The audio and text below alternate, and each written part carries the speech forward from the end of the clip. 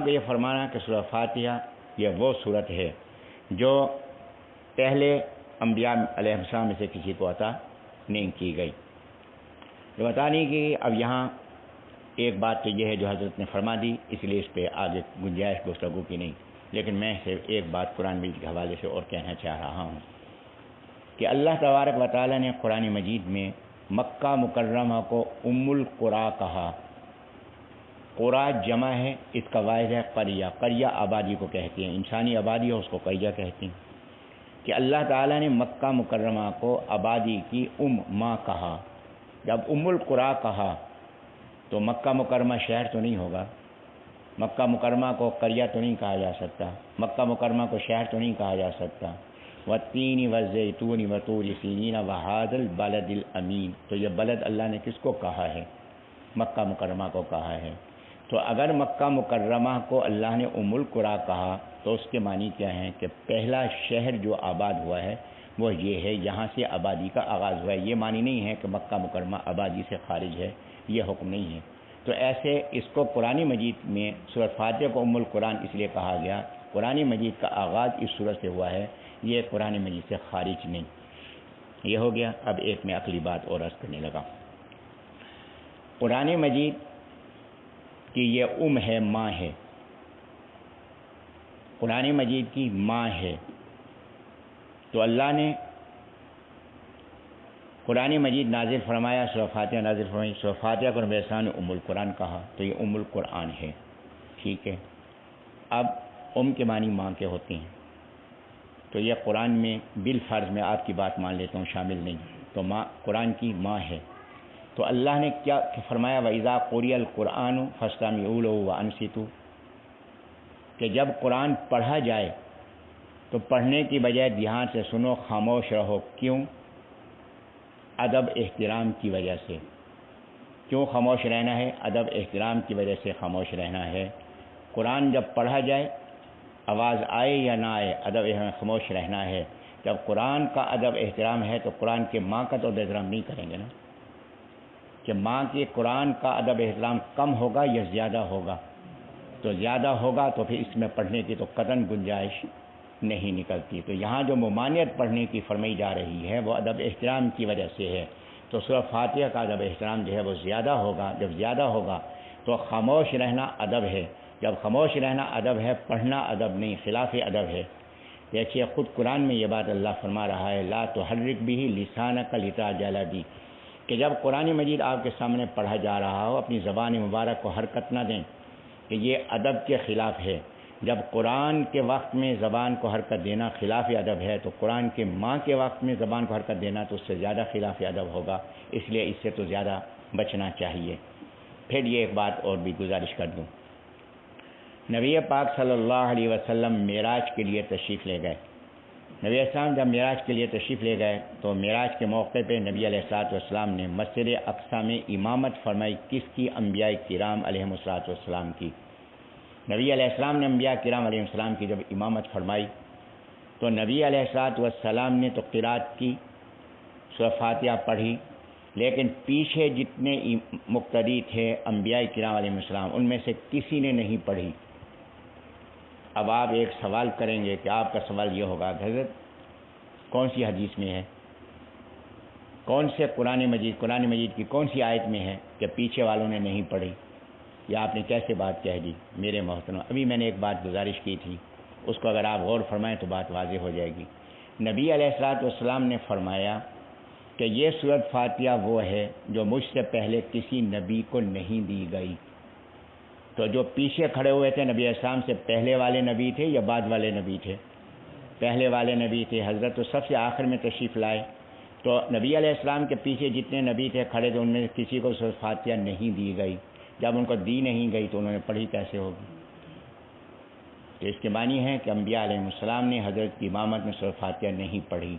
اب سوال پیدا ہوگا، سوال یہ ہے کہ حضرت ان کو تو دی نہیں گئی، انہوں نے تو اس لیے نہیں پڑھی، ہمیں تو دی گئی ہے اس لیے ہمیں تو پڑھ لینی چاہیے، ہمیں تو پڑھنی چاہیے، انہیں تو نہیں دی گئی، ہمیں تو دی گئی ہے. تو یہاں پھر میرا سوال یہ ہے، اگر مقتدی کے لیے سورۃ فاتحہ پڑھنا ضروری ہوتا امام کے لیے تو ضروری ہے تو نبی اسلام سے فاتحہ دی گئی، اگر مقتدی کے لیے پڑھنا ضروری ہوتا تو اللہ اپنے انبیاء علیہ السلام کو اس نعمت سے کیوں محروم کرتے؟ تو انبیاء کرام السلام کو یہ نعمت عطا فرماتے تاکہ وہ بھی پڑھ لیتے، تو اللہ نے ان کو یہ نعمت نہیں دی۔ جب نعمت نہیں دی تو اس کے معنی ہے کہ ان کی نعمت حاصل ہو گئی امام کے پڑھنے سے، اس لیے مقتدیوں نے انبیاء علیہ السلام نہیں پڑھا۔ جب انبیاء علیہ السلام حضرت کے پیچھے نماز پڑھ رہے ہیں، وہ سورۃ فاتحہ نہ پڑھیں مقتدی، تو ان کی نماز ہو گئی، اور میں اور آپ اگر امام کے پیچھے نماز پڑھ رہے ہوں سورۃ فاتحہ نہ پڑھیں تو ہماری نماز کیسے نہیں ہوگی؟ پھر اس کے بعد نبی علیہ السلام کے حوالے سے ایک بات اور، نبی علیہ السلام کی زندگی کی آخری باجماعت نماز ہے، جمعرات کا دن ہے، حضرت کی وفات سوموار کو ہوئی، جمعرات کا دن ہے، ظہر کی نماز کا وقت ہے۔ نبی علیہ السلام نے فرمایا کہ ابو بکر کو بلاؤ نماز پڑھائے، پھر غشی طاری ہو گئی۔ حضرت علی رضی اللہ عنہ حضرت کی تیمارداری کر رہے ہیں، گھر کے فرد بھی تھے، حضرت کے بیٹے بھی تھے، داماد بھی ہیں، چچا زاد بھائی ہیں، حضرت نے ان کو بیٹا بھی بنایا ہوا تھا اور داماد بھی ہیں، اور حضرت کی تیمارداری کر رہے ہیں، حضرت کے گھر کے فرد ہیں۔ نبی علیہ السلام نے فرمایا کہ ابو بکر کو بلاؤ نماز پڑھائے، پھر غشی طاری ہو گئی، پھر تھوڑا افاقہ ہوا، پھر فرمایا ابو بکر کو بلاؤ نماز پڑھائے، پھر غشی طاری ہو گئی، تیسری بار فرمایا۔ ابو بکر رضی اللہ عنہ تشریف لائے، نماز شروع کی۔ نبی علیہ السلام کو مبارک حجرہ بائیں طرف ہے، محراب جو ہے یہ دائیں طرف ہے۔ جن لوگوں نے دیکھا ہے ان کے سامنے یہ منظر موجود ہے، اور جنہوں نے نہیں دیکھا اللہ انہیں بھی دیکھنے کی نعمت عطا فرما دے، اور جنہوں نے دیکھا ہے اللہ ان کو مزید بار بار دیکھنے کی توفیق عطا فرما دے۔ تو لہٰذا یہ حجرہ مبارک بائیں طرف ہے۔ اب نبی علیہ السلام نے جب نماز شروع ہو گئی، ابو بکر رضی اللہ عنہ نے نماز شروع فرما دی، تو نبی علیہ السلام نے فرمایا کہ مجھے لے جاؤ اور ابو بکر کے پہلو میں بٹھا دو۔ نبی علیہ السلام کے چچا زاد بھائی علی رضی اللہ عنہ اور حضرت فضل بن عباس رضی اللہ عنہ، عباس ان کے پہلے بیٹے ہیں، بڑے بیٹے ہیں، ان دونوں کو حکم دیا کہ مجھے لے جاؤ اور ابو بکر ان کے دائیں طرف بٹھا دو، نماز شروع ہو چکی ہے۔ اب یہ جو دو نبی السلام کو لے کر گئے ہوں گے، کیا تیزی کے ساتھ لے کر گئے ہوں گے؟ کہ نبی السلام کی طبیعت تو ناساز تھی، تو حضرت چل نہیں سکتے تھے، فرمایا کہ حضرت کے قدموں کے نشان زمین پر پڑ رہے تھے کہ آپ سیدھے کھڑے بھی نہیں ہو سکتے تھے، تو اس حالت میں کیا حضرت کو دوڑتے ہوئے لے کر گئے ہوں گے؟ اطمینان سے سکون سے لے گئے ہوں گے کہ حضرت کو تکلیف نہ ہو۔ تو نبی علیہ السلام کو لے جا کر دائیں طرف بٹھایا، تو نبی علیہ السلام پہلے مقتدی بنے، ابو بکر رضی اللہ عنہ کے پیچھے ابتدا کی، اس کے بعد نبی علیہ السلام امام بن گئے۔ ابو بکر رضی اللہ عنہ پیچھے ہٹنے لگے، حضرت نے ہاتھ سے اشارہ فرما دیا، وہ وہاں کھڑے رہے۔ اب اس نماز کے اندر متعدد اشارات ہیں۔ ایک اشارہ یہ ہے کہ حضرات صحابہ کرام رضی اللہ عنہ فرماتے ہیں کہ ہم ابو بکر صدیق رضی اللہ عنہ کی اتباع کر رہے تھے، ابو بکر رضی اللہ عنہ نبی اسلام کی اتباع کر رہے تھے۔ یہاں جو اشارہ کیا ہے نبی اسلام کیا اشارہ کیا؟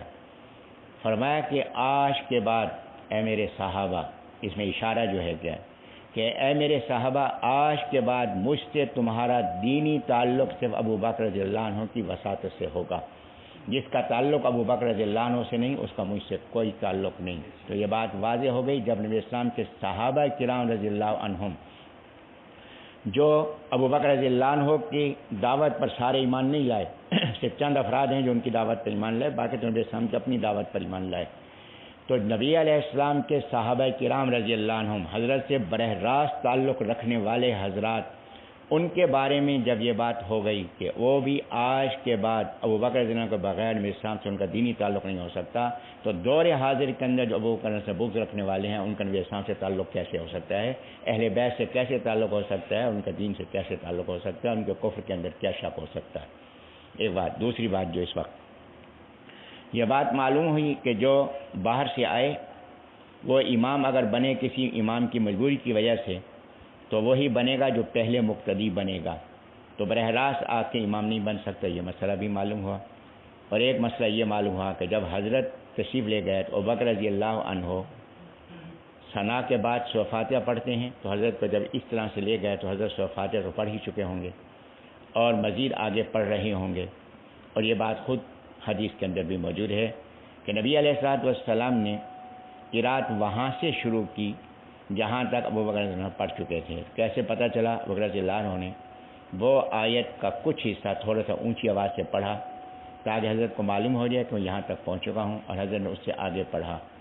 نبی علیہ الصلوۃ والسلام نے سورۃ فاتحہ تو نہیں پڑھی، کسی حدیث میں نہیں کہ حضرت نے آپ سورۃ فاتحہ پڑھی ہے۔ جب نہیں پڑھی تو حضرت نے وہ رکعت دوبارہ پڑھی، دوبارہ نہیں پڑھی، تو حضرت کی رکعت ادا ہوئی کہ نہیں ہوئی؟ نعوذ باللہ من ذالک، یہ حضرت کی آخری با جماعت نماز ہے۔ اس کے اندر بھی یہ اشارہ فرما دیا کہ امام کی قرات سے مقتدی کی قرات جو ہے وہ ادا ہو جائے گی۔ اور پھر یہ کہ یہاں قابل غور بات یہ ہے کہ وہ مقتدی جو امام کی قرات کے وقت موجود نہیں تھا، اس کی قرات ادا ہو گئی، تو جو مقتدی امام کی قرات کے وقت موجود ہیں ان کی قرات کیسے ادا نہیں ہوگی؟ تو اس سے بھی یہ بات معلوم ہوئی۔ تو میں عرض کر رہا تھا کہ سورۃ الفاتحہ کے یہ مختلف نام ہیں کہ اس نسبت سے سورۃ فاتحہ نماز کے اندر جو ہے پڑھی جاتی ہے، اور یہ بات کہ سورت کی 7 آیتیں ہیں۔ پہلی آیت الحمدللہ رب العالمین، خاص تعریف اللہ کے لیے ہے جو مخلوقات کا رب ہے۔ اس میں اللہ کا نام آیا ہے، اور یہ بات اس سے پہلے گزارش کی گئی ہے کہ اللہ تبارک و تعالیٰ کا ذاتی نام ہے، اور اللہ اس کو کہتے ہیں کہ جو واجب الوجود ہو، اپنے وجود میں کسی کا محتاج نہ ہو، اور باقی سب اپنے وجود میں اس کے محتاج ہوں۔ اور دوسری بات یہ کہ اس کے اندر تمام کمال والی صفتیں کمال کے ساتھ پائی جاتی ہوں۔ اور تیسری بات یہ کہ ہر نقص سے، ہر عیب سے، ہر نقص سے اور ہر زوال سے پاک ہو۔ تو یہاں اللہ تبارک و تعالیٰ فرمایا کہ خاص تعریف، حقیقی تعریف کس کی ہے؟ اللہ کی ہے۔ جب تم لوگوں کی تعریف کرتے ہو تو جو تعریف کے لائق ہے اصل ذات وہ اللہ کی ذات ہے۔ اس کی تعریف جس صفت سے کر رہے ہو وہ صفت کس نے دی ہے؟ وہ صفت اس نے دی ہے۔ تو لہٰذا جب یہ عارضی صفت والا لائق تعریف ہے تو دائمی صفت والا لائق تعریف کیوں نہیں ہوگا؟ تو الحمدللہ تو خاص تعریف اللہ کے لیے ہے، اور اس کی علامت کیا ہے، پہچان کیا ہے کہ رب العالمین، مخلوقات کا رب ہے۔ عالمین یہ جمع ہے، اس کا واحد ہے عالم۔ عالم کہتے ہیں کہ وہ چیز جس سے دوسری چیز معلوم ہو۔ یہ پوری کائنات کی جو مخلوقات ہیں یہ عالم ہیں کہ اس سے اللہ کا وجود معلوم ہوتا ہے۔ آپ کائنات کی ہر چیز دیکھیں، آپ مجھے دیکھیں، میں آپ کو دیکھوں۔ تو جب میں نے آپ کو دیکھا تو معلوم ہوا کہ اس کا بنانے والا کوئی ہے۔ کائنات کو دیکھا، زمین آسمان کو دیکھا، اس کا بنانے والا کوئی ہے۔ اور اس کا بنانے والا کون ہے، اس نظام کا چلانے والا کون ہے؟ وہ ہے جو اکیلا ہے۔ تو یہ دلیل ہے اس بات کی کہ اس کائنات کا کوئی نہ کوئی بنانے والا ہے، اور جو اس کا بنانے والا ہے وہ اکیلا ہے، اس کے اندر کوئی شریک نہیں ہے۔ تو یہ رب العالمین جتنی مخلوقات ہیں تمام مخلوقات کا رب ہے۔ رب کس کو کہتے ہیں؟ رب کہتے ہیں اس کو جو پیدا کرنے کے بعد اپنی رحمت کے ساتھ اس کو منزل مقصود تک پہنچا دے۔ تو اللہ تبارک و تعالیٰ انسان کی ساری ضروریات کو پورا فرماتے ہیں، صرف انسان کی نہیں، ہر مخلوق کی ہر ضرورت کو پورا فرماتے ہیں۔ تو اللہ ساری مخلوقات کے رب ہیں۔ الرحمن الرحیم، اللہ بے حد مہربان ہے۔ الرحیم نہایت رحم والا ہے۔ تو یہ بات گزارش کی گئی تھی کہ ایک ہے انسان کا وجود، وہ دینے والا کون ہے؟ اللہ۔ پھر اس زندگی کے اندر انسان کی 2 ضروریات ہیں۔ ایک ضرورت ہے جسمانی ضرورت کہ دنیا کے اندر اس کو ضروریات حاصل ہوں، کھانا پینا حاصل ہو، پانی ہے، کھانا ہے۔ تو یہ سارا نظام اللہ نے قائم کیا۔ تو یہ کون عطا کر رہا ہے؟ اللہ اپنی رحمت سے عطا کر رہا ہے۔ ہاتھ چاہیے کھانے کے لیے، کس نے دیے؟ دیکھنے کے لیے آنکھ چاہیے، کس نے دی؟ سننے کے لیے کان چاہیے، کس نے دیے؟ اس ذات نے دیے ہیں۔ تو اللہ تبارک و تعالیٰ کی یہ رحمت ہے۔ کیا میرا حق ہے کہ اللہ مجھے دیں؟ نہیں، یہ اللہ کی رحمت ہے، اپنی رحمت سے ہمیں دے رہا ہے۔ پھر ایک رحمت تو ہے جسمانی ضروریات کے لیے، ایک رحمت ہے اخروی نجات کے لیے۔ تو اللہ کا عظیم احسان کو اس نے انبیاء علیہ السلام کو بھیجا، اپنی کتابیں نازل کیں تاکہ ہم اس رحمت سے فائدہ اٹھا کر آخرت کے عذاب سے بچ جائیں اور آخرت کی نعمتیں حاصل کرنے والے ہو جائیں۔ پھر اللہ نے فرمایا الرحیم، نہایت رحم والا ہے، یعنی وہ ہے کہ جو دنیا میں انسان اس کی رحمت کی قدر کرتا ہے، اللہ انجام کار اس کو نعمتوں سے سرفراز فرمائے گا۔ پھر فرمایا مالک یوم الدین، جزا کے دن کا مالک ہے۔ تو کیا اللہ دنیا کا مالک نہیں؟ جزا کا دن جو قیامت کا دن ہے اس کا مالک ہے اللہ نہیں؟ اللہ آج کا بھی مالک ہے، لیکن اللہ نے یہاں تفصیل کیوں فرمائی؟ یہاں پہ ایک اشارہ تو یہ ہے کہ اس دن اللہ کے فیصلوں کے اندر کوئی شریک نہیں ہوگا۔ اللہ جزا اور سزا کا فیصلہ کرے گا، اکیلا ہی کرے گا۔ دوسری بات یہ ہے کہ دنیا کے اندر عارضی ملکیت ہمیں دی ہوئی ہے۔ میں عارضی مالک ہوں اس مکان کا، آپ عارضی مالک ہیں اس دکان کے، آپ عارضی مالک ہیں اس موٹر سائیکل کے، آپ عارضی مالک ہیں اس کار کے، لیکن قیامت کے دن یہ ساری ملکیتیں ختم ہو جائیں گی۔ یہاں دنیا میں حقیقی مالک تو اللہ ہے، اب وہاں قیامت کے دن حقیقی ملکیت ہوگی، عارضی ملکیتیں ختم ہو جائیں گی۔ پھر یہ کہ دنیا کے اندر بہت سے لوگ ایسے ملیں گے جو اللہ کے وجود کے منکر ہیں، اللہ کو مالک نہیں مانتے، لیکن وہ وقت ایسا ہوگا کہ ایمان والے بھی اللہ کو مالک کہہ رہے ہوں گے اور کافر بھی اللہ کو مالک کہہ رہے ہوں گے، سب اللہ کے مالک ہونے کا اقرار اتفاق سے کر رہے ہوں گے۔ اس لیے فرمایا مالک یوم الدین، جو جزا کے دن کا مالک ہے۔ اب اس میں اللہ تبارک و تعالیٰ نے انسان کو اس بات کا احساس دلایا کہ تمہارا پیدا کرنے والا کون ہے؟ میں ہوں۔ تمہاری ضروریات کو پورا کرنے والا کون ہے؟ میں ہوں۔ کیا تمہارا حق ہے؟ نہیں، یہ میری رحمت ہے جو تمہیں نعمتیں عطا کر رہا ہوں۔ اگر ان رحمتوں کی قدر کرو گے تو پھر تمہارے لیے رحیم ہوں کہ تمہیں اس پہ آخرت کی ہمیشہ کی نعمتیں عطا کروں گا، اور اگر تم نے میری رحمت کی قدر نہ کی تو مالک یوم الدین، تو جزا کے دن کا میں مالک ہوں اور پھر تمہیں سزا میں دوں گا اور کوئی تمہیں میری سزا سے بچا نہیں سکے گا۔ تو یہاں اللہ تبارک و تعالیٰ کے 5 نام بیان فرمائے ہیں، اللہ کے تعارف کرائے ہیں اللہ کے 5 ناموں کے ساتھ۔ اس سے آگے تعلق ہے جو انشاءاللہ بھی میں عرض کر دیتا ہوں۔ اس کے بعد فرمایا ایاک نعبد و ایاک نستعین، ایاک تیری ہی نعبد ہم عبادت کرتے ہیں۔ اب دیکھیں کہ یہاں نعبد ہم عبادت کرتے ہیں، عبادت کرتے ہیں، کبھی عبادت نہیں بھی کرتے، دونوں معنی ہو سکتے ہیں۔ اگر نعبدو کا لفظ ہوتا تو اس کے یہ تھا کہ ہم عبادت کرتے ہیں، جیسے میں ایک بات کرتا ہوں کہ ہم گندم کھاتے ہیں، جیسے گندم کھاتے ہیں، کبھی چاول بھی کھا لیتے ہیں، کبھی فروٹ بھی کھا لیتے ہیں، تو نعبدو ہم عبادت کرتے ہیں۔ تو نعبدو کا ہم تیری عبادت کرتے ہیں، تو کبھی تیری کر لیتے ہیں، کبھی جی چاہتے ہیں کسی اور کی بھی کر لیتے ہیں، معنی ہو سکتے تھے۔ پھر ایک لفظ استعمال ہوتا ہے نعبد ایاک، ہم عبادت کرتے ہیں تیری ہی، معبود تو اور بھی ہیں لیکن نہیں، ہم تیری عبادت کرتے ہیں۔ اللہ نے یہاں سب احتمالات ختم کر دیے، ایاک پہلے بیان فرمایا، ایاک نعبد، تیری ہی ہم عبادت کرتے ہیں۔ کیوں؟ ایاک پہلے ہے، تیرے سوا کوئی معبود ہے ہی نہیں، کریں تو کس کی عبادت کریں، تو اس لیے ہم تیری عبادت کر رہے ہیں۔ ایک بات، دوسری بات یہاں قابل غور ہے، آپ نماز پڑھ رہے ہیں، سورہ فاتحہ آپ پڑھ رہے ہیں، تو ایاک تیری ہی اعبدو، میں عبادت کرتا ہوں، اعبدو نہیں کہا، نعبدو کہا، تاکہ ذہن سے فخر نکل جائے، غرور نکل جائے کہ جب نعبدو جمع کہیں گے، میں صرف میں نہیں کر رہا عبادت، بے شمار لوگ ہیں جو تیری عبادت کر رہے ہیں، یہ تیرا احسان ہے کہ ہماری عبادت کو قبول کر لے، وگرنہ میرا کمال نہیں۔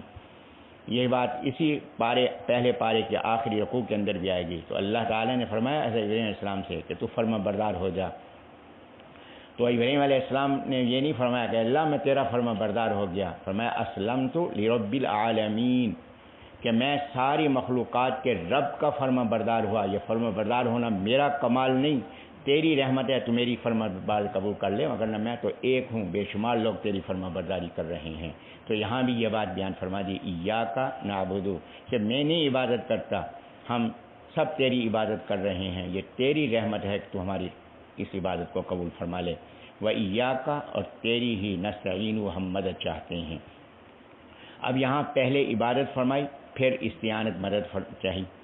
اب مدد کا تعلق تو عقیدے سے ہے اور عبادت کا تعلق عمل سے ہے، ٹھیک ہے، کہ نماز پڑھ رہا ہوں، پہلے تو عقیدہ صحیح کروں، اللہ کو وحدہ لا شریک مانوں، پھر نماز پڑھوں اس کے آگے، لیکن عبادت کا ذکر پہلے فرمایا، مدد کا ذکر بعد میں فرمایا۔ یہاں ایک بات ذہن نشین فرمایا، وہ کیا ہے کہ میں یہ کہتا ہوں کہ اللہ میں صرف تیری ہی مدد چاہتا ہوں، حاجت روا سے تجھے مانتا ہوں، مشکل کشا سے تجھے مانتا ہوں، اس کی دلیل کیا ہے؟ تو میں اس کی دلیل میری عبادت ہے کہ ایاک نعبد، تیری عبادت کرتا ہوں۔ اے اللہ جب میں سجدہ کسی اور کو گوارا نہیں کرتا تو کسی کو حاجت روا تیرے سوا کیسے مان سکتا ہوں؟ تو یہ دلیل ہے، اس لیے اس دلیل کو ایاک نعبد عبادت دلیل ہے، دلیل کو پہلے بیان فرمایا ہے، دعویٰ بعد میں بیان فرمایا کہ ایاک نعبد، تیری ہم عبادت کرتے ہیں۔ جب اللہ عبادت تیری کر رہے ہیں، سجدہ تجھے کر رہے ہیں، و ایاک نستعین، تو مدد بھی تیری ہی ہم چاہتے ہیں، کسی اور سے مدد نہیں چاہتے۔ ایک بات۔ دوسری بات کہ ایاک نعبد، تیری ہم عبادت کرتے ہیں، ذہن میں یہ فطور آ سکتا ہے کہ یہ میرا کمال ہے، میں اللہ کی عبادت کر رہا ہوں۔ اس کی ایک نفی تو نعبدو سے ہو گئی، دوسری نفی و ایاک نستعین، تیری ہی مدد چاہتے ہیں کہ اللہ یہ جو عبادت کر رہا ہوں یہ تیری دی ہوئی توفیق کی وجہ سے ہے، اس کے اندر میرا کوئی کمال نہیں، کہ اللہ کہ تجھ سے مدد چاہتا ہوں کہ اللہ یہ عبادت کی توفیق تو نے عطا فرمائی ہے، اللہ اس توفیق کو قائم بھی تو ہی رکھ۔ تو لہٰذا اس میں ایک اشارہ یہ بھی ہے، مزید اشارات بھی ہیں جو آگے انشاءاللہ کہیں موقع ہوگا تو ذکر ہو جائیں گے۔ یہاں تک پہلی بات اللہ کی حمد و ثنا، تعریف، مالک یوم الدین تک اللہ کی تعریف۔ ایاک نعبد و ایاک نستعین، اللہ سے تعلق، کہ اللہ سے تعلق جوڑا، اللہ سے تعلق جڑ گیا، اب میں نے اپنی ضرورت اللہ کے سامنے رکھی، میری ضرورت کیا ہے؟ اہدینا، تو ہدایت دے ہمیں، الصراط المستقیم، سیدھے راستے کی۔ اب صراط المستقیم کون سا راستہ ہے؟ یہ وہ راستہ ہے جو جنت کی طرف لے جانے والا ہے، جنت کا راستہ ہے۔ اور مستقیم کس راستے کو کہتے ہیں؟ مستقیم اس راستے کو کہتے ہیں کہ جو راستہ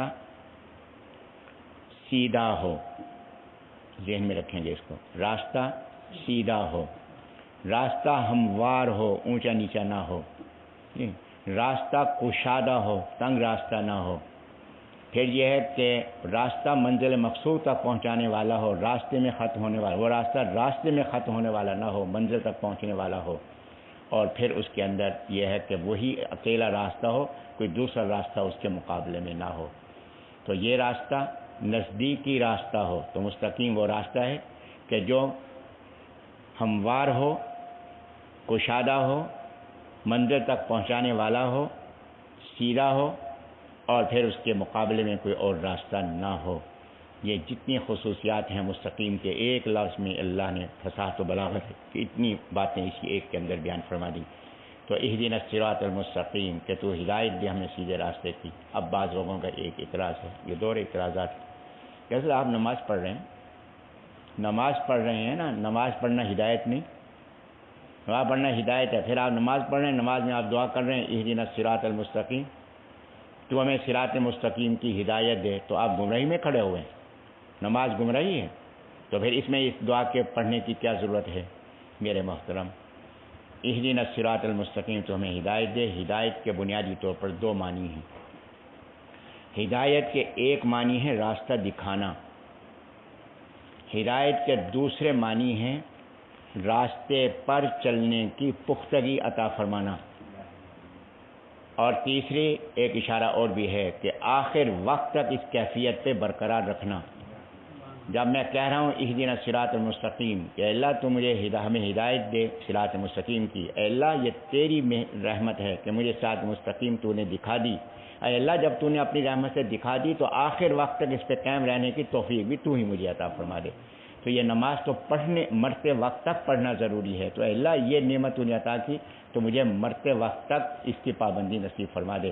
تو یہ اس کے معنی ہے، اس لیے اضافی نہیں ہے بلکہ یہ ضرورت ہے۔ پھر یہ کہ اے اللہ کہ اہدنا الصراط المستقیم، صراط مستقیم کی تو نے ہدایت دی تو میں نماز کے لیے آیا ہوں، اے اللہ صرف نماز ہی کی ہدایت نہ دے بلکہ زندگی کے ہر معاملے میں صحیح راستہ مجھے بتا دے، کہ جہاں جہاں مجھے ضرورت پڑے اللہ میری وہاں رہنمائی فرما۔ پھر یہ کہ اس راستے کی پہچان کیا ہے، میں صراط الذین انعمت علیہم، اللہ نے اس کی پہچان بیان فرما دی کہ کیا فرمایا، کہ اللہ نے فرمایا کہ صراط القرآن، کہ راستہ قرآن کا راستہ ہے، یہ اللہ نے فرمایا نہیں۔ صراط الرسول، رسول صلی اللہ علیہ وسلم کا راستہ ہے، نہیں۔ کیوں؟ اس لیے کہ قرآن کو سمجھنا ہر آدمی کے اپنے بس کی بات نہیں۔ صراط رسول نبی علیہ السلام کو میں نے نہیں دیکھا، آپ نے نہیں دیکھا، تو اللہ نے یہاں کیا فرمایا، ایک عام ضابطہ فرمایا، صراط الذین انعمت علیہم، راستہ ان لوگوں کا کہ تو نے انعام فرمایا ان پر، انعام یافتہ لوگوں کا راستہ اے اللہ مجھے دکھا دے۔ اس کے اندر اشارہ ہوا کیا کہ اپنی مرضی سے کتابیں پڑھ کر ہدایت نہ سمجھو، لوگوں کو دیکھ کر ہدایت نصیب ہوگی۔ اور کون سے لوگ؟ انعمت علیہم، جن پہ اللہ نے انعام کیا، ان کے ساتھ وابستگی اختیار کرو گے، ان کا طریقہ اختیار کرو گے تو ہدایت نصیب ہوگی۔ اور وہ انعمت علیہم انعام یافتہ لوگ کون ہیں؟ آئیے، میری بات نہیں، آپ کی بات بھی نہیں، قرآن سے پوچھتے ہیں کہ انعم اللہ علیہم من النبیین والصدیقین والشہداء والصالحین، فرمایا کہ انعام یافتہ ہیں انبیاء کرام علیہ السلام۔ نبی پاک صلی اللہ علیہ وسلم پر نبوت کا سلسلہ مکمل ہو گیا۔ اس کے بعد دوسرا طبقہ ہے الصدیقین۔ صدیق کس کو کہتے ہیں؟ صدیق کہتے ہیں حق بات کی تصدیق کرنے والا۔ اصطلاح میں صدیق اس کو کہتے ہیں کہ جو بغیر دلیل کے مانے اور خود دلیل بن جائے، بغیر دلیل کے مانے اور خود دلیل بن جائے۔ ابو بکر صدیق رضی اللہ عنہ عمر کے صدیق اکبر ہیں، جن نبی اسلام کو بغیر دلیل کے مانا اور پھر اسلام کی حقانیت کی دلیل بن گئے۔ تو صدیقین کہ جو بغیر دلیل کے مانے اور پھر اسلام کی حقانیت کی دلیل بن جائیں۔ الشہداء، شہداء کے ایک معنی تو یہ ہیں جو اللہ کے راستے میں جان قربان کرے، اس کو بھی شہید کیوں کہتے ہیں؟ شہید کہتے ہیں گواہی دینے والا، کہ اس نے اپنی جان قربان کر کے اللہ کی وحدانیت و حقانیت کی گواہی دی ہے، اس لیے اس کو شہید کہتے ہیں۔ اور یہاں شہداء سے مراد یہ ہے کہ جو دلیل سے مانے اور پھر خود دلیل بن جائے، وہ ہے شہید۔ اور اس کے بعد فرمایا کہ صالحین، صالح کس کو کہتے ہیں؟ صالح وہ ہے جس کا مزاج ایسا بن جائے، جو اپنی اصلاح ایسی کر لے کہ اس کو گناہ سے نفرت ہو اور نیکی کی جس کو رغبت ہی رغبت ہو، اس کو صالح کہتے ہیں۔ تو فرمایا کہ صدیقین کا، شہداء کا اور صالحین کا راستہ اختیار کرو، ان کے ساتھ ساتھ چلو، کتابیں پڑھ کے فیصلے مت کرو، ان لوگوں کی صحبت اختیار کرو، ان کے طریقے کو اختیار کرو۔ نبی علیہ الصلوۃ والسلام سے کس نے یہ نعمت حاصل کی؟ صحابہ کرام رضی اللہ عنہ نے۔ میں نے دیکھا ہے صحابہ کرام کو؟ میں نے نہیں دیکھا۔ مجھ تک صحابہ کرام کا طریقہ پہنچا ہے۔ قرآن کہہ رہا ہے کہ ان کی اتباع کرنی ہے۔ جب ان کی اتباع کرنی ہے تو ان کا طریقہ کہاں سے معلوم ہوگا؟ اس وقت دنیا کے اندر صرف 4 سلسلے ہیں جو صحابہ کرام ان کا طریقہ آگے کو منتقل کر رہے ہیں۔ یہ بات آگے بھی آئے گی۔ حنفی ہیں، مالکی ہیں، شافعی ہیں، حنبلی ہیں۔ ان 4 کو چھوڑ دیں، باقی کوئی نہیں جو صحابہ کرام کے طریقے پر ہو۔ تو لہٰذا نبی علیہ السلام نے خود اس کی وضاحت فرما دی۔ فرمایا کہ میری امت کے اندر 73 گروہ ہوں گے، 72 جہنمی ہوں گے، 1 نجات پانے والا ہوگا۔ پوچھا گیا حضرت نجات پانے والا کون سا ہے؟ فرمایا مان علیہ و صحابی، جو میرے طریقے پر اور میرے صحابہ کرام کے طریقے پر ہوگا تو وہ نجات پانے والا ہے۔ تو صحابہ کرام کے طریقے کو اختیار کرنا ضروری ہے۔ براہ راست حدیث پڑھ کے، براہ راست قرآن پڑھ کے اگر آپ فیصلہ کریں گے تو یہ گمراہی کی بات ہوگی۔ پھر اللہ نے فرما دیا کہ انعام یافتہ لوگ کون ہیں؟ کہ جن کے اندر 2 عیب موجود نہیں۔ غیر المغضوب علیہم، المغضوب علیہم غصے میں پکڑے ہوئے، کہ وہ راستہ غیر المغضوب علیہم غصے میں پکڑے ہوئے کے سوا ہے، ولا الضالین اور نہ گمراہوں کا راستہ ہے۔ گمراہوں کا راستہ بھی نہیں، اے اللہ جو مغضوب ہیں غصے میں ان کا راستہ بھی نہیں۔ تو یہاں بنیادی بات جو ہے وہ میں عرض کر دوں کہ یہ بات فرمائی کہ دیکھو کہ راستہ کس کا اختیار کرنا ہے۔ راستہ اختیار کرنا ہے غیر المغضوب علیہم، المغضوب علیہم کا نہیں اور ضالین کا نہیں۔ تو غیر المغضوب علیہم کون ہے، ضالین کون ہے؟ تو یہ ایک بنیادی اصطلاح میں عرض کر دیتا ہوں، تو ذہن میں بٹھائیں گے۔ ایک ہے تفریط، تے فے رے یہ تو تفریط۔ ایک ہے افراط۔ تفریط یہ ہے کہ جن باتوں کو ماننا ضروری ہے ان میں کسی بات کا انکار کر دیا جائے، یہ تفریط ہے۔ اور افراط ہے کہ جس بات کو نہیں ماننا اس کو بھی مان لیا جائے۔ حد سے بڑھنا یہ افراط ہے۔ تفریط جو حق ہے اس کو قبول نہ کرنا، نماز سستی ہے، یہ تفریط ہے۔ سجدہ اللہ کو کرنا ہے اور نہیں کر رہے، تفریط ہے۔ جا کے دوسروں کو سجدہ کر رہے ہیں، یہ افراط ہے۔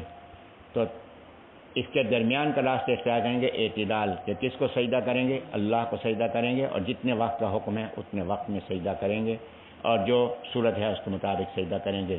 3 وقتوں کو چھوڑ کر باقی ہر وقت اللہ کو سجدہ کریں گے۔ سورج کے نکلتے وقت، سورج کے ڈھلتے وقت، سورج کے ڈوبتے وقت، ان 3 وقت میں نہیں کریں گے، باقی ہر وقت میں بھی اللہ تعالیٰ کو سجدہ کریں گے۔ یہ ہے اعتدال۔ تو ہمارے انعام یافتہ لوگ وہ ہیں جو اعتدال کی راہ پر ہیں۔ افراط سے بھی اپنے آپ کو بچاؤ، تفریح سے بھی اپنے آپ کو بچاؤ۔ اور اس کے بعد یہ ہے جیسے فاتحہ مکمل ہو تو آمین کہنا یہ مسنون ہے اور سنت ہے۔ اب یہاں سے ایک مسئلہ مختصر میں عرض کر دیتا ہوں، وہ یہ ہے کہ حضرت یہ آمین کہنا جب سنت ہے تو نماز میں جب امام نے والین کہی تو ہم نے آمین کہی، تو آمین ہم نے اونچی کہی۔ آمین جو ہے وہ اونچی کہنی چاہیے، کیوں؟ یہ حضرت بخاری کے اندر حدیث ہے، بس اس کو ذہن میں رکھیں گے۔ بخاری کے اندر حدیث ہے کہ نبی علیہ السلام نے فرمایا اذا قال الامام غیر المغضوب علیہم ولا الضالین فقولوا آمین۔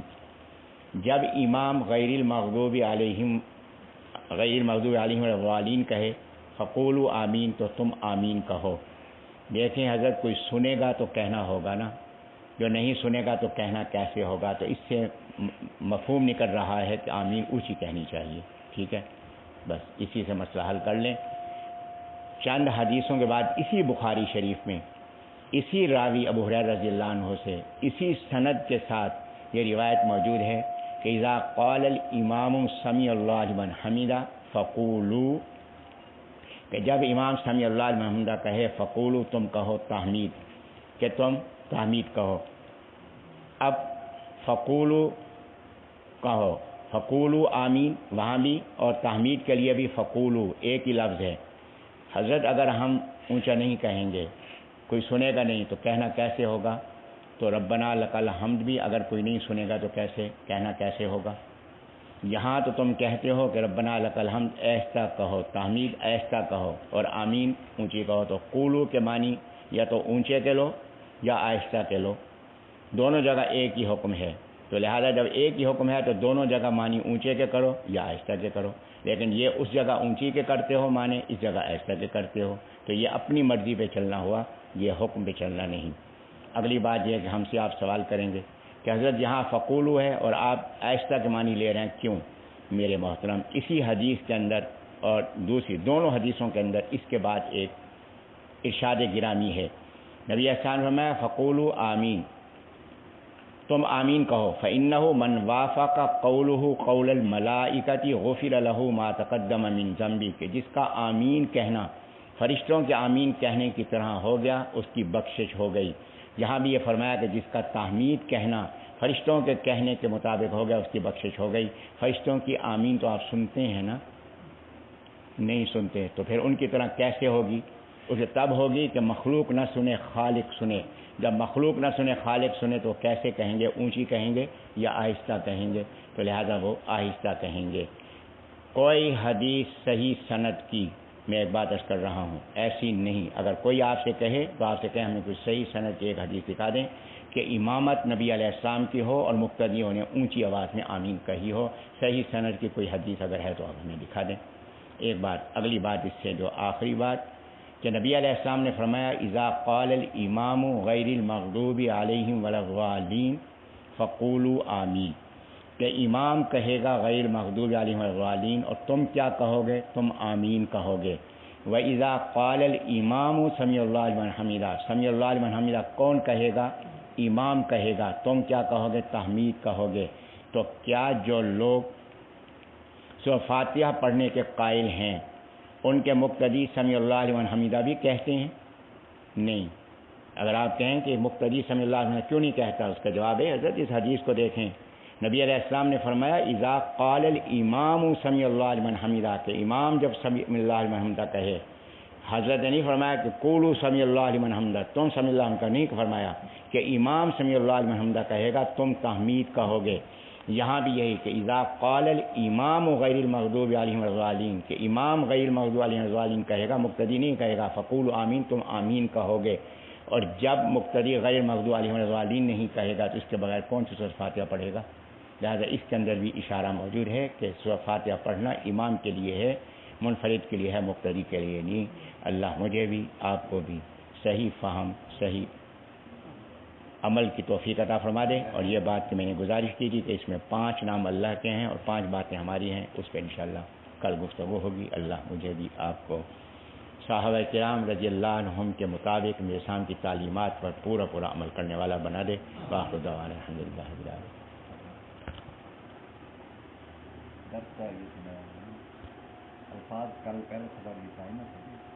ہاں، یہ ہمارا کہ قرات کا اصول، قرات کے تجوید کے ہم اصول پڑھ رہے تھے، تو پہلا اصول ہم نے کل پڑھا تھا کہ آواز کی مقداریں 3 ہیں، چھوٹی، درمیانی اور لمبی۔ اس کا طریقہ ہم نے سیکھا تھا۔ آج دوسرا اصول میں مختصر کر دیتا ہوں۔ آواز کے رخ 3 ہیں، جیسے مقدار 3 ہیں، چھوٹی مقدار، درمیانی مقدار، لمبی مقدار، کہ پہلے پورے کے آدھے حصے تک با، بی، بو، تا، تی، تو چھوٹی مقدار ہے۔ پہلے پورے کے جوڑ تک با، بی، بو درمیانی مقدار ہے۔ پوری انگلی کے آخر تک با، بی، بو لمبی مقدار ہے۔ آواز کے رخ بھی قرآن کی تلاوت میں 3 ہیں۔ ہر آواز 3 رخ کی ہوگی، چھوٹی بھی 3 رخ کی ہوگی، درمیانی بھی 3 رخ کی ہوگی اور لمبی بھی 3 رخ کی ہوگی۔ وہ رخ کون سے ہیں؟ ایک رخ ہے اوپر کا رخ، ایک رخ ہے نیچے کا رخ، ایک رخ ہے سامنے کا رخ۔ تو 3 رخ پہ آواز ادا کریں گے، اور قرآن مجید میں ملاوٹ نہیں کرنی۔ اوپر کے رخ کی آواز اوپر رہے گی، اس کو نیچے اور سامنے کے ساتھ نہیں ملانا۔ نیچے کے رخ کی آواز نیچے رہے گی، اس کو سامنے اوپر کے ساتھ نہیں ملانا، اور سامنے کے رخ کی آواز سامنے رہے گی، اس کو اوپر اور نیچے کے ساتھ نہیں ملانا۔ اس کا طریقہ کیا ہے؟ اوپر کی آواز اور نیچے کی آواز، اس میں خیال فرمائیں گے کہ باچھیں دائیں بائیں نہ پھیلیں۔ اب جیسے ہے با، با، یہ اوپر کی آواز ہے۔ اب میں اس کو پڑھ رہا ہوں با، با، اب دیکھیں باچھیں دائیں بائیں پھیل رہی ہیں، باچھیں دائیں بائیں نہ پھیلیں، آواز سیدھی اوپر رہے گی۔ بی، یہ نیچے کے رخ کی آواز ہے۔ اگر باچھیں پھیلی گئی بی، اب دیکھیں کہ یہ صحیح رخ پہ نہیں رہی، باچھیں پھیل گئیں۔ اسی طریقے سے سامنے کے رخ کی آواز ہے بو۔ اب اگر ہونٹ پوری طرح گول نہیں ہوں گے تو سامنے کی آواز صحیح ادا نہیں ہوگی، بو۔ اب ہونٹ گول نہیں ہوئے، تو اوپر کی آواز میں باچھیں دائیں بائیں نہ پھیلیں، آواز اوپر رہے۔ نیچے کی آواز میں باچھیں دائیں بائیں نہ پھیلیں، آواز نیچے رہے۔ اور سامنے کی آواز میں آواز اوپر نیچے نہ جائے، ہونٹ پوری طرح سے گول ہوں۔ تو اس کو ادا کریں گے۔ اب میں ان کو ادا کر رہا ہوں، اوپر کے رخ کی آواز میں ادا کر رہا ہوں۔ با، تا، جا، لا، ما، نا، سبحانک اللہم وبحمدک وتبارک اسمک قل یا ایہا الکافرون۔ یہ میرے محترم، یہ باچھیں دائیں بائیں پھیل گئی ہیں، یہ آواز مجہول ہے، قرآن کی تلاوت میں آواز کو مجہول نہیں کرنا۔ تو قل یا ایہا الکافرون، کا پڑھیں گے، کیا نہیں پڑھیں گے۔ اسی طرح نیچے کی آواز کا بھی خیال فرمائیں گے اور سامنے کی آواز کا بھی خیال فرمائیں گے۔ پھر میں اس کی تھوڑی سی مشق آپ کے سامنے کر رہا ہوں درمیانی مقدار میں۔ ہر مقدار میں ایسے با، بی، بو، تا، تی، تو، جا، جی، جو، چھوٹی مقدار با، بی، بے نہیں پڑھیں گے، الحمد پڑھیں گے، دو نہیں پڑھیں گے، للہ نہیں پڑھیں گے، ہی پڑھیں گے، اے نہیں پڑھیں گے، ایہ پڑھیں گے۔ تو اوپر کی آواز چھوٹی مقدار میں، اور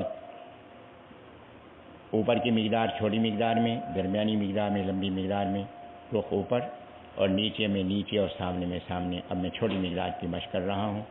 با، بی، بو، تا، تی، تو، جا، جی، جو۔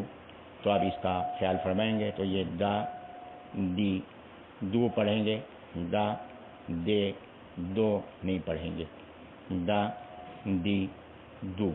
تو یہ اس کو معروف پڑھنا کہتے ہیں۔ اگر آواز اپنی اگر ہل گئی تو اس کو مجہول پڑھنا کہتے ہیں۔ یہ دوسرا اصول۔ پہلا اصول آواز کی مقدار کا خیال رکھیں گے، دوسرا اصول آواز کے رخ کا خیال رکھیں گے۔ یہ دو اصول ذہن نشین فرمائیں گے، باقی انشاءاللہ ساتھ ساتھ یہ نظام چلتا رہے گا۔ الحمدللہ رب العالمین الرحمن الرحیم مالک یوم الدین اللهم صل وسلم وبارك على سيدنا ومولانا محمد وبارك وسلم. اللهم إنا نسألك رضاك والجنة ونعوذ بك من غضبك والنار.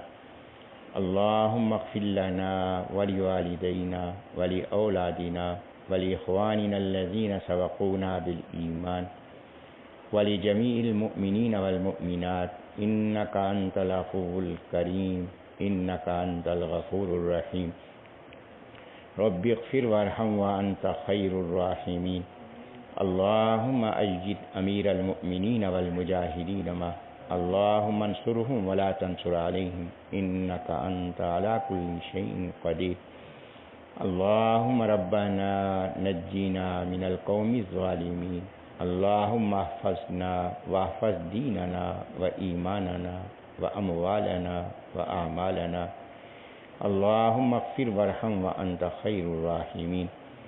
اللهم إنا نسألك خير الدنيا وخير الآخرة ونسألك العفو والعافية والمعافاة في الدنيا والآخرة. اللهم ربنا آتنا في الدنيا حسنة وفي الآخرة حسنة وقنا عذاب النار. اللهم ربنا لا تزغ قلوبنا بعد إذ هديتنا وهب لنا من لدنك رحمة إنك أنت الوهاب. اللهم إنا نسألك علما نافعا وعملا متقبلا ورزقا حلالا طيبا واسعا وسيعا كثيرا نافعا في الدنيا والآخرة وشفاء من كل داء. اللهم لا شافي إلا أنت يا شافي الأمراض فاشفنا من كل داء. اللهم ربنا تقبلنا وتقبل أزواجنا وأولادنا وأموالنا وأحبابنا وأقاربنا وجميع المسلمين والمسلمات كما تقبلت صحاب النبي صلى الله عليه وسلم. اللهم ارزقنا حبك وحب نبيك وحب صحاب النبي صلى الله عليه وسلم. اللهم نور قلوبنا بالإيمان كما نورت قلوب صحاب النبي صلى الله عليه وسلم. اللهم ألف بين قلوبنا كما ألفت بين قلوبهم. اللهم ارزقنا اتباعهم بإحسان وأدخلنا معهم في جنات الفردوس برحمتك يا أرحم الراحمين. وتقبل منا إنك أنت السميع العليم وتب علينا إنك أنت التواب الرحيم. اللهم إنا نسألك من خير ما سألك منه نبيك ورسولك وعبدك وحبيبك محمد صلى الله عليه وسلم ونعوذ بك من شر ما استعاذ منه نبيك وحبيبك وعبدك ورسولك محمد صلى الله عليه وسلم. أنت المستعان وعليك البلاغ ولا حول ولا قوة إلا بالله العلي العظيم. صلى الله تعالى على خير خلقه محمد وعلى آله وأصحابه أجمعين برحمتك يا أرحم الراحمين.